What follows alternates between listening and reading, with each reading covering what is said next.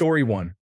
A woman in her 30s used to let my friends and me hang out in her house every night during our teenage years, ages 12 to 14. This woman would supply us with alcohol, legal limit 18, and cigarettes, legal limit 16 at the time, while her 2-year-old son slept upstairs with the music on full volume, and we were not quiet at all. We only used the downstairs bathroom. No one was allowed upstairs. She would often ask for our older male friends, boys aged 15 or 16, to come over and flirt with them. Once my mother found out, she put an end to it. I was furious with her and didn't understand why I couldn't hang out with this woman. No harm was coming to me, right? Well, my mother told my friend's parents and nobody was allowed back. Soon after, this woman moved away. Looking back over 20 years later, I can see all the problems clearly. I feel the worst for her child. He must have been screaming upstairs and neglected. There were times we were there for over 8 hours, and she would beg us to stay. The poor child must have been hungry and needed diaper changes and motherly attention, but she was more interested in keeping a bunch of kids in her house, thinking it made her look cool.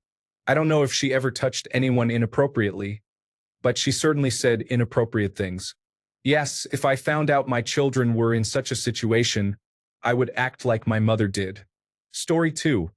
We rode our bikes behind the mosquito fogging truck that passed through our neighborhood in the summer, thinking it was fun, all approved by adults. We later found out that the fog contained DDT. Story 3. My mother's male friends often wrestled with me late at night while she encouraged it, even when I yelled for them to stop. She would get angry with me and reprimand me for being upset. They would creep in and take my belongings from my room while I was asleep, waking me up to tell me I could only have my things back if I came out and wrestled them for it. They would also chase me while I ran and hid under my bed because a grown man was trying to tickle me, even though I was screaming and clearly afraid of him. He would come into my room and reach under the bed to tickle me. I hated it so much. I have to admit, I had no idea this was as bad as it was. Reading the comments of others being horrified made me realize that even though I was extremely uncomfortable in those situations and they have affected me long-term, I never recognized how serious it truly was. I thought I might have been overreacting. In comparison to worse things that have happened to me, especially involving my mother, who has never supported me, this seemed minor. That might be why I did not acknowledge it as something truly bad. Story 4. Adults trying to engage in sexual activities with children. Story 5. One time I had a male gym teacher, and when we were doing the yoga unit, he had all the girls position themselves at the front of the class facing the boys so that the boys couldn't see us. It seemed normal until the boys told us he was looking at us instead. Story 6. When I was 15, I would search for things like 15-year-old girl on the family computer. This was before incognito mode, and I didn't know how to clear the browser history, so it's a good thing the authorities never showed up at my house. Story 7. Being called mature for my age by older men makes my stomach hurt when I look back on it. Story 8. Our assistant principal at the high school was also a sports coach. He would walk around and give students shoulder massages. It made us uncomfortable then, and it feels even more inappropriate now. Story 9. When I was a teenager, my 50-year-old neighbor used to call me attractive and invite me over for drinks.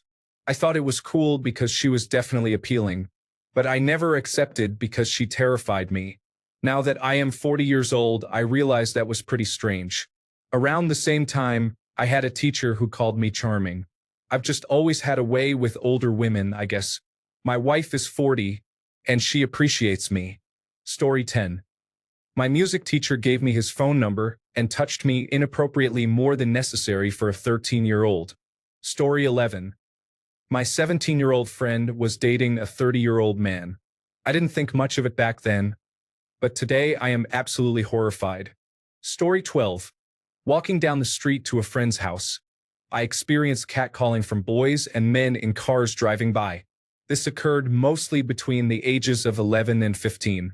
I have never been catcalled as an adult woman. Story 13. As a little girl, I didn't understand why skirts had to be worn down all the time. So, at every possible opportunity on the playground or in Sunday school, I would put my dress over my head. I was simply trying to be more comfortable and move freely. I was too young to understand any sexual connotations. Story 14. My first grade teacher used to have students rub her feet while she read us a story. We would gather around on the floor, and she would sit there reading with one child rubbing her left foot and another rubbing her right foot. Story 15. Older men making advances at me seemed nice at the time, but now I realize they were inappropriate. This happened when I was between the ages of 11 and 15. My mom even encouraged it, which is disturbing. Story 16. When I was about 11, my parents enrolled me in voice lessons with a man at my church. He was in his late 20s, a bit goofy, married with a toddler. One day, he took me behind the large projection screens in the auditorium while we were practicing to show me the speakers, and I thought it was cool. We happened to run into one of the janitors who was working on fixing something there. I didn't think much of it. Later on, my parents asked me if he ever did anything inappropriate. I found out he was arrested for assaulting another girl he was giving voice lessons to. I immediately thought of that day and shudder to think what would have happened if we hadn't encountered that janitor. Story 17. People over 20 dating minors is concerning. When I was 14 or 15, I didn't think anything of it. Someone in my grade was dating a guy over 20. But now that I am over 20 myself, the thought feels really strange and quite unsettling. Story 18. My great-grandmother had a clown collection. An entire room in her house was filled with it. I thought it was cool as a child and enjoyed playing in the clown room. As an adult, I realized this could be the stuff of nightmares for some people. Story 19. When I was a child growing up in the South, we played a game called Prisoner, with a bucket of white marbles and a single black marble. You had to close your eyes and reach in, and whoever picked the black marble became the prisoner and had to run and hide, while the rest of us chased them and tried to stop their escape. We had cap guns and water guns. In retrospect, a game that involved a group of all-white kids running through fields and around houses with toy guns yelling, "Let's find the black kid before he escapes," would not be advisable these days. Story 20. Parents trying to pair you up with other people's children. Like the last time my parents did that, they were at a delivery and wouldn't stop talking about a girl my age with werewolf contacts because of Twilight. Story 21. What about the red pill we had to chew at school to reveal how poorly we were brushing our teeth in elementary school during the mid-1970s? Story 22. Walking up to strangers' houses and asking if they had any kids to come out and play.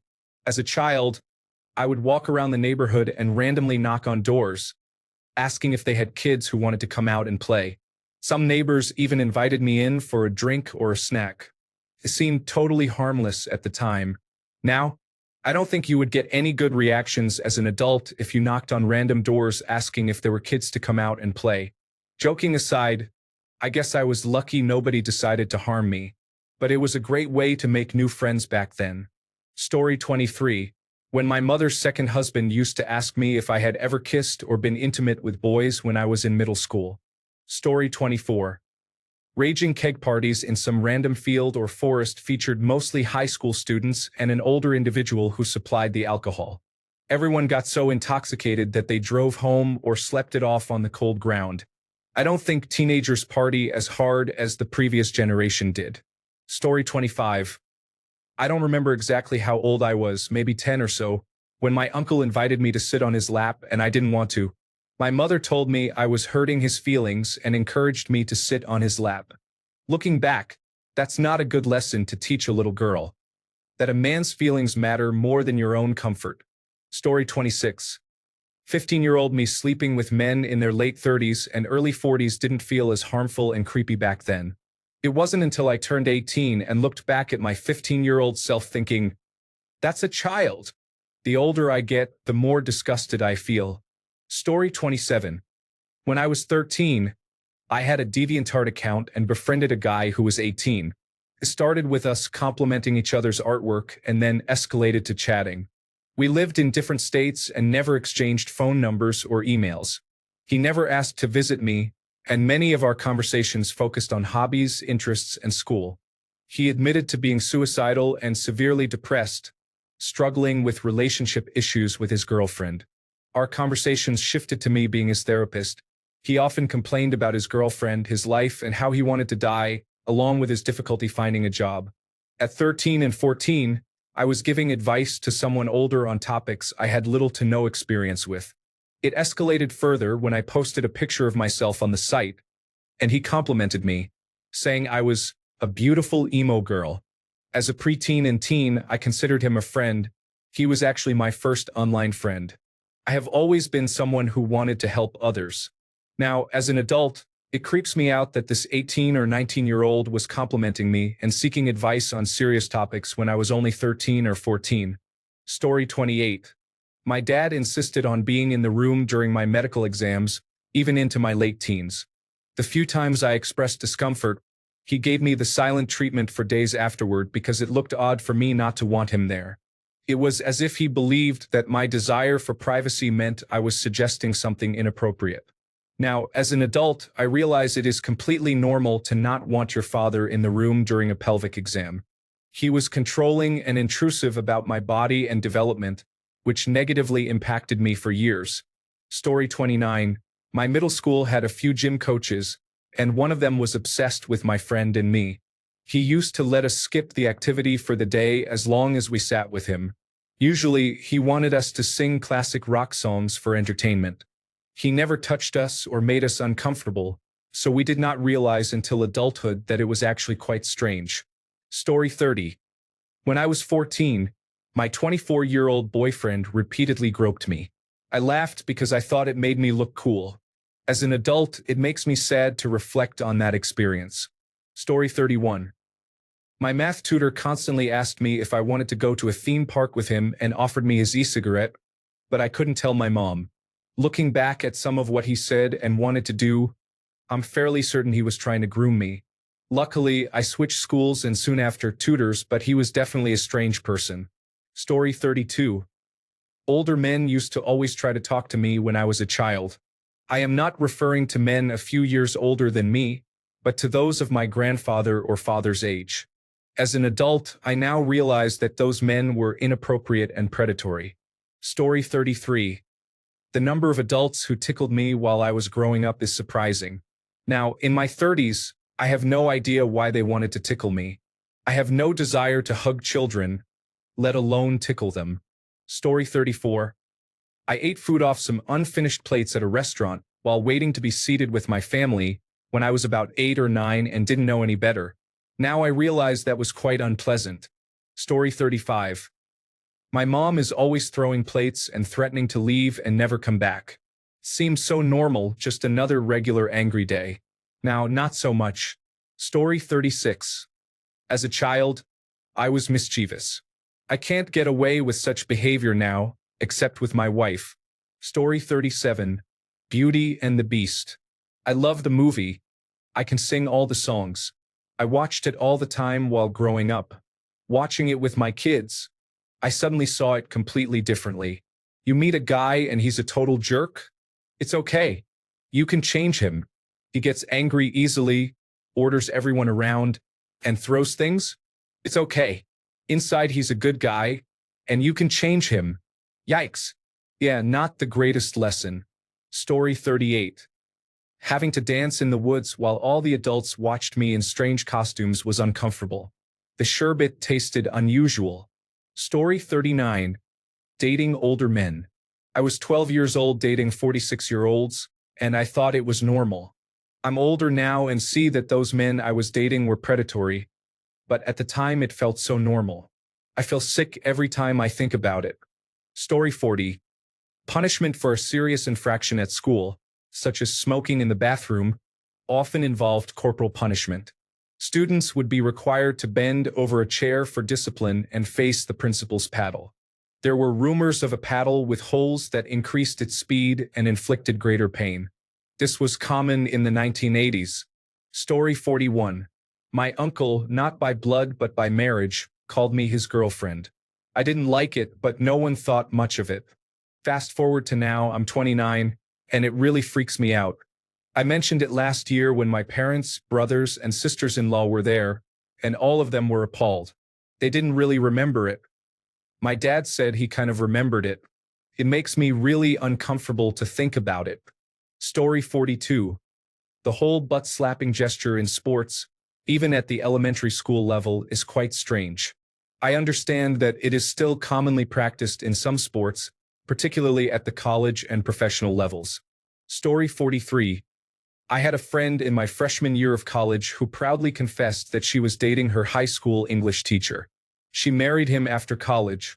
He was almost 20 years older than she was. Story 44. When my adult neighbor, whom I barely knew, came over and cornered me asking for a hug before moving away, I was only 5 years old. I had hardly spoken with him before and was the only other person outside.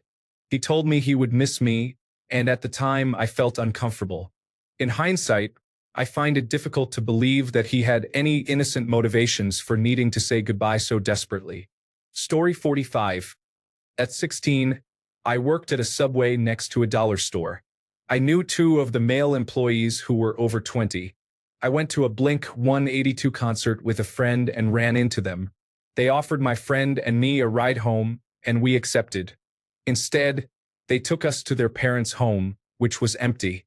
Thankfully, nothing happened, and they eventually dropped us off at home. Looking back, it's wild how many rides I took from strangers and how I am somehow not on a missing persons list. By the way, I am only 30, so this was in the 2010s. Story 46. Winning a contest in middle school English for having the best accent, while impersonating Cassie's grandmother in Roll of Thunder, Hear My Cry. Story 47. Having online friends in their 30s while I was 13 to 18, who were overly invested in my virginity, sex life, relationship status, and who made and shared highly inappropriate content with me. I haven't fully unpacked it all, and it's only recently that I acknowledged it was grossly inappropriate, as I am now 30. Those same friends lost interest in me when I became an adult. We were all girls and women, and they had a concerning tendency for corrupting the younger ones, to the point that it was, in retrospect, incredibly creepy. Story 48. When I was a young girl, I didn't think it was unusual for adult men to ask me about my dating life or history. I was a teenager who believed she was very mature for her age. Adults often told me this, so it didn't seem inappropriate. Now, the idea of a 20-something man asking a 14-year-old girl about who she is dating and what she likes is disturbing. I understand if a father wants to stay close to his daughter to know what's going on, but it's different when it's a random man. I now tell teenage girls, in 5 years, you will be surprised by how much of a child you are at this moment. Adults don't see you as a peer. They may get annoyed, but it's important to keep kids safe. Story 49. My mom let a man in his mid-40s from church take my sister and me separately to a nearby musical theater, about an hour away, a few times a year. I was in high school, and my sister was in elementary and middle school during this time. Sometimes we would meet his wife at the venue, but he always transported us alone. I don't remember anything inappropriate happening, but looking back, I don't understand why my mom would allow this. I suppose being from church made him seem trustworthy. It's very strange coming from someone who wouldn't even let me have a boy over with supervision. Story 50. Keeping dogs outside at all times was common when I was a child. I rarely remember anyone having indoor dogs. I think back to leaving them outside all summer and winter without bringing them in for affection and companionship. As I lie in bed with dogs surrounding me, I cannot imagine them being outside alone. Story 51. For me, it involves men in their 20s buying alcohol for high school girls. This happened to me frequently as a high school student. Story 52. Dating people you meet in a chat room can be risky. I did this, and I am lucky I didn't encounter any bad situations because the person I was talking to was likely not a fellow teenager. This was over 10 years ago, and knowledge of internet safety was not widely known or discussed. I traded photos with this person, and the photo he sent me was of an emo teenager with a website link in the corner. I noticed it and visited the website, which hosted photos of emo individuals. The photo he sent was featured on the front page, suggesting it was likely a picture he found by searching common emo-related terms. Story 53. A stranger sneaking into children's homes and giving them gifts. If you catch him, it's a secret. In any other context, that is considered grooming. Story 54. Apparently, approaching a complete stranger at a park, introducing yourself, and asking, "Would you like to play?" Story 55. Parents joked, bragged, and compared notes on how to inflict maximum pain and humiliation on us kids during spankings and other forms of physical punishment. Even as a child, I found it both sickening and deeply unsettling. Story 56. A classmate was 18, and as soon as school was over, she went on a date with our English teacher. They ended up getting married a few months later. Story 57. Santa pictures. Even as a kid, I felt awkward sitting on Santa's lap and telling him I had been a good girl and what I wanted for Christmas. Although one year I did ask for a giraffe. I never did get my giraffe. Story 58.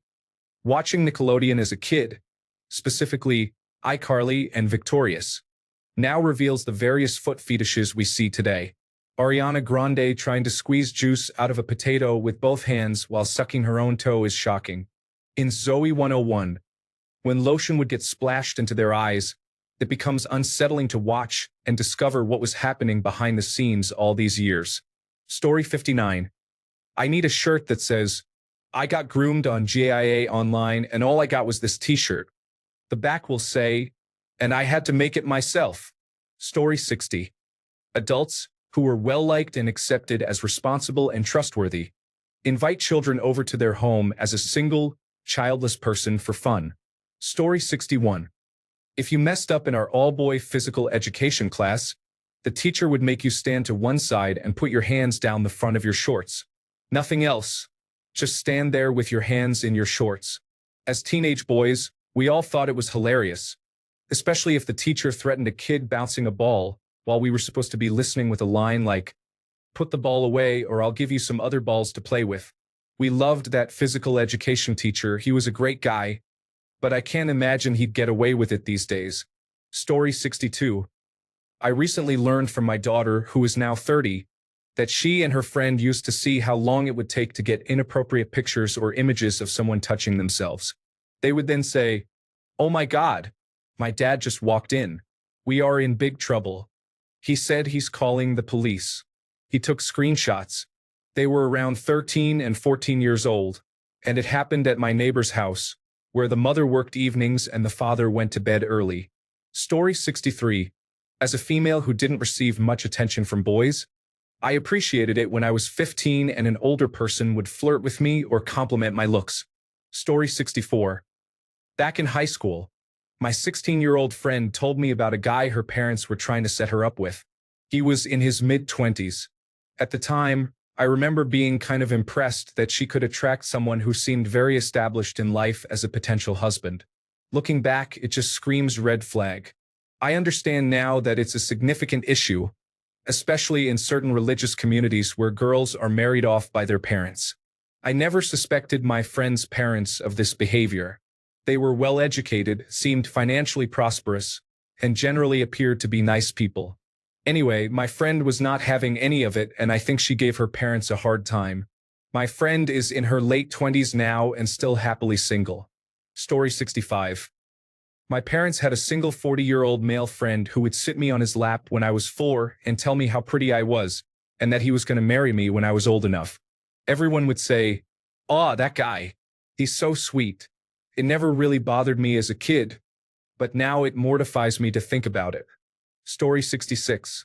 My high school science teacher, who was in his mid-40s at the time, openly flirted with the girls in the class and gave them a much easier time than the boys. Thinking back, that was creepy then, and it still is. Story 67. The old man who ran the corner shop where I bought my mother's cigarettes and some snacks had moved my favorite candy, Jolly Rancher sticks, from the aisle to the bottom of the corner display facing the register. This meant I had to bend over to pick my favorite flavor. He would let me choose 2 for free but insisted that I pick carefully from the 8 different flavors on display, which meant I would spend time deliberating on which ones to select. Sometimes he would reward me by allowing me to buy cigarettes for myself, knowing I was not getting them for my mother. This occurred shortly after I turned 10 and continued until I was 11 when I realized what he was doing. I had a friend whose mother would let us hang out and smoke at her house and allowed us to kiss the neighborhood boys in their living rooms. This was when I was between 12 and 13. I actually had two friends whose parents would do this. The latter would joke with the boys and ask if we aroused them when we sat on their laps, encouraging them to prove it afterward. My childhood was quite troubled. Thanks a bunch for sticking around till the end of the video. Remember to subscribe, and until next time, stay awesome and goodbye.